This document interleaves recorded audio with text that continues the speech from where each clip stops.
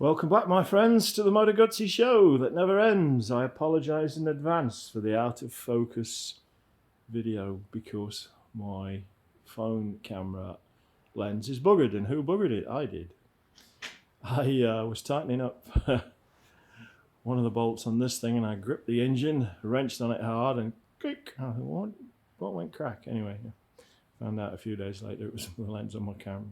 Anyways, I haven't been able to get to town and get a new camera, a new phone. I have tried using my my GoPro, and I just can't get on with the bloody thing.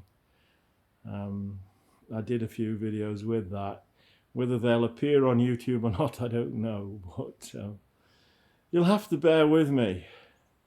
My electronic and technological ineptitude is catching up on me. So anyway, what's new? Well, look at that. The tank is almost done. Waiting for decals for that tank. I might do something a bit different with that tank. Might put a different sort of decal on there. A different take on the Guzzi Eagle. It's not standard colours. Either black or white is very uninspiring, so I gave it a bit of blue and then I gave it some black, supposedly gasoline-proof black, around the fuel cap on the top of the tank there, so that if I spill fuel, the paint won't lift. Well, that's the theory anyway. Whether it'll work or not, I don't know. The engine is together, completely together. I managed to rebuild the generator, the dynamo, with new bearings. What are they? 6202s at this end, in a 6201 at that end. Not very exciting putting bearings in dynamos, so I didn't video that. Fairly straightforward. You just have to make sure your brushes are all right. Slap her back together again, if you can remember which way the spacers go. I can't always, anyway. So that's done. The front cover on the engine, which covers up the drive belt for the dynamo, that's going to get polished. The rocker covers are going to get polished, so I haven't painted them. I've painted the rest of the engine. I didn't know whether to or not, and I found some nice looking aluminum paint at a large Canadian department store. I won't say which one, but anyway, I've used something similar before and it worked out very well. And the thing with aluminium is it oxidizes very fast and your engine looks like shit after a while. So this might work or it might not. Haven't used this product. I've used products in England and they worked okay. Anyways, do you know how the engines, well, why the engines look so good on Ferraris? It's because Enzo Ferrari used to go down with a pot of aluminium paint, stick a rag in it and wipe the bottom of the engines with it. And that's why they look so good. That was the official Ferrari engine finish. Not a lot of people know that. Anyway, that's done. The engine's together. All tickety-boo. Everything's the way I want it to be.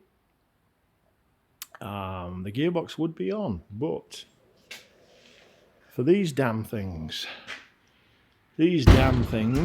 are the input and output shaft bearings for the gearbox.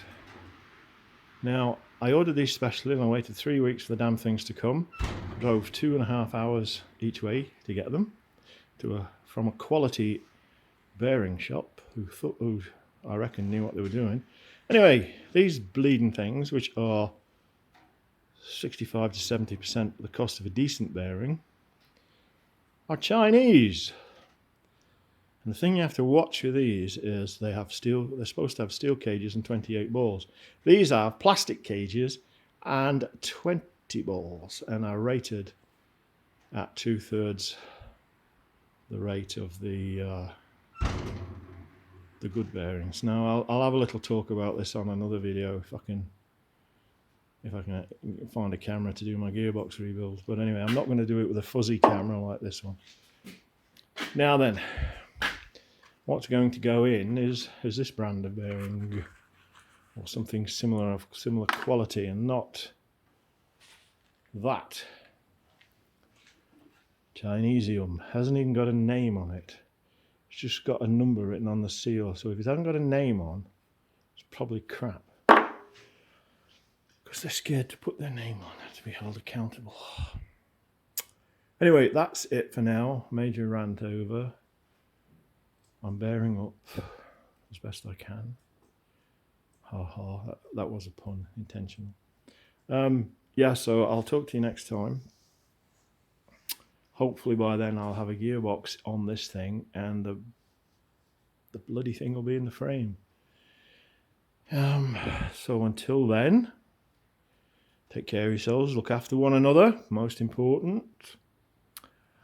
Remember to feed your Guzzi dog, remember to feed your Guzzi cat, and remember to feed your Guzzi goldfish, but don't feed it to the Guzzi cat. Until then, rubber side down, shiny side up. Keep them Guzzi wheels turning. Talk to you next time. Goodbye.